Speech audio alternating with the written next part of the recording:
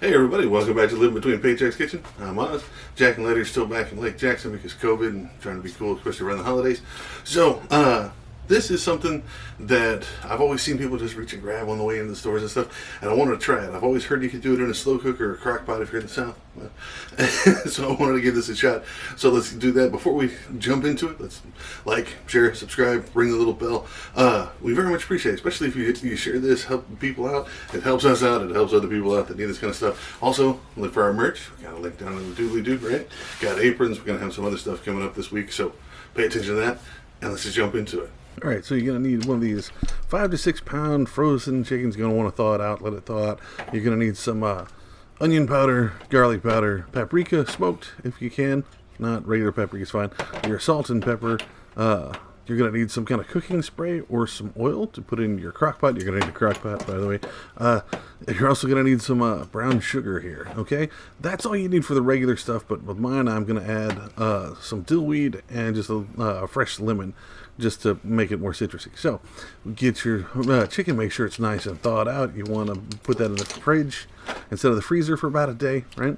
So, we go ahead and start down here. You want to get a tablespoon of your brown sugar.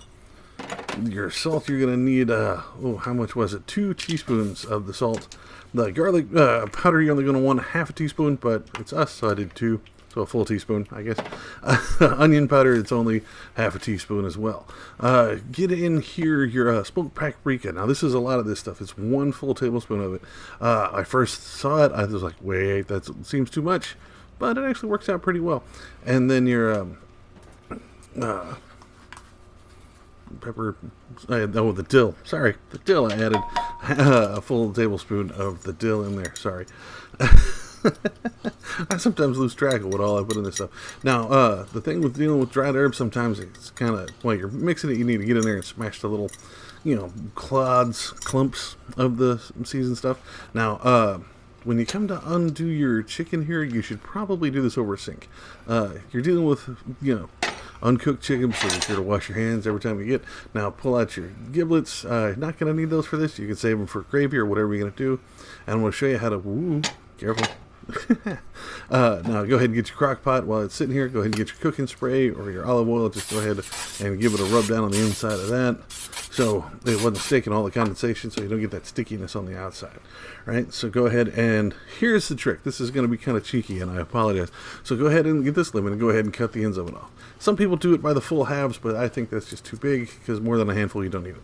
So you find the skin. You usually get down here where they've gutted it, and just slide it up underneath the skin. And put it up on the chicken breast, whatever. Basically, you heftering it. You're giving it some decorations. It's going to keep it in there, keep the juice on it. Don't fondle it too much. Now, this part, go ahead and squeeze it on top. If it doesn't squeeze it, squeeze it out the top and it gets in your face, like it does to me here in just a second. Go ahead and cut it in half. Now, don't throw these away. Like, go ahead, squeeze a lemon onto the skin, right? And then take the rest of it and put it in the actual body cavity, right? So squeeze it down, make sure you get the seeds off if you can, and just stuff it in there, right? Sometimes you put stuffing or whatever, but as we're doing here. So get your seasonings you mixed up earlier and rub it on the skin as best you can. Try to give it a nice good coat.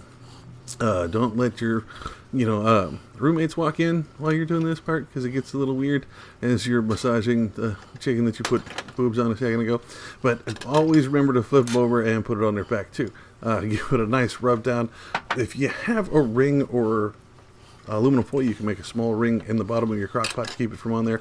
Not just put the back down there, it's going to cook, so I went ahead and seasoned it anyway. So go ahead and take it and put the full thing into your crock pot. Go ahead and get the lemon juice, chicken juice, and the powdered dressing or seasonings and put it on there. Cover this, put it in here for 3 to 4 hours on high, and that'll cook it. Or if you got to do it on low, go ahead and do it 6 to 8 hours. You're going to have to check it on these times.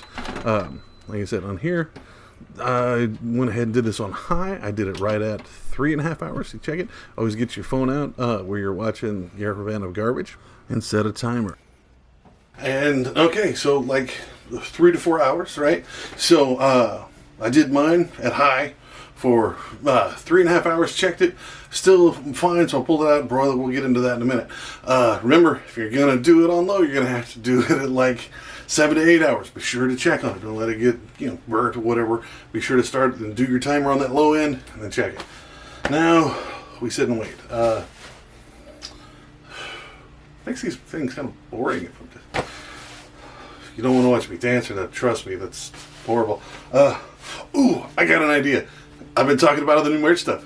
I'm going to walk you through it. I'm going to give you a sneak peek at all our new merch that's going to be down in the doobly-doo, man. Let's do it. Come on. All right, so check this out now.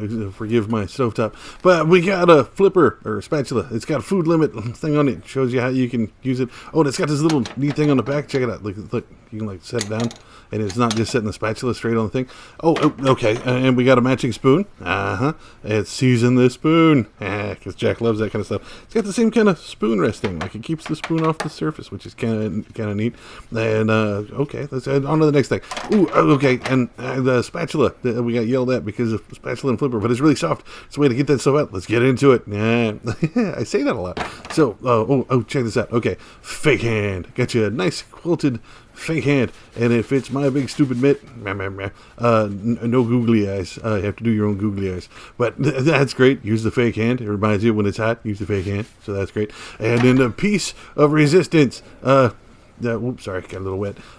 This quilted pot holder, which is great. It's got a little packety thing for your hand.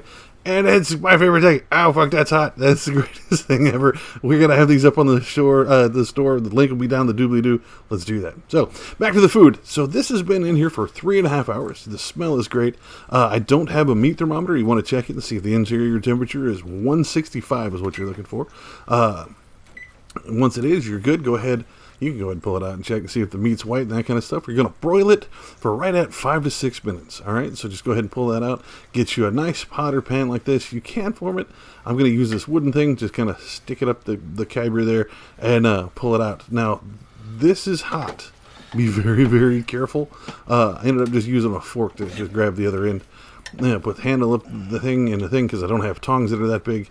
Put it in you can put it on a cookie sheet. You can put it on anything and put it in that pan. Go ahead and put it in there and put it on broil. Put it on high on broil for 4 to 7 minutes, right? So I think I did mine for right at 5. Go ahead and turn that off. That's going to be very hot. Let all this cool down before you do it.